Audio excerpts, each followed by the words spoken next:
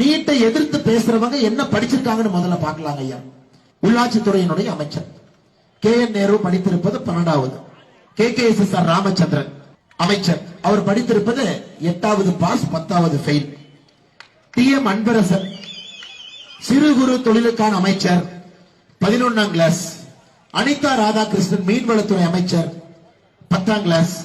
செந்தில் பாலாஜி சிறையில் இருக்கக்கூடிய அமைச்சர்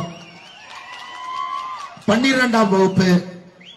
R காந்தி கைத்தறித்துறை அமைச்சர் 1960 10ஆம் கிளாஸ். P மூர்த்தி 12ஆம் கிளாஸ். சேகர் பாபு 10ஆம் கிளாஸ். ஜிஞ்சி மஸ்தான் 8ஆம் கிளாஸ்.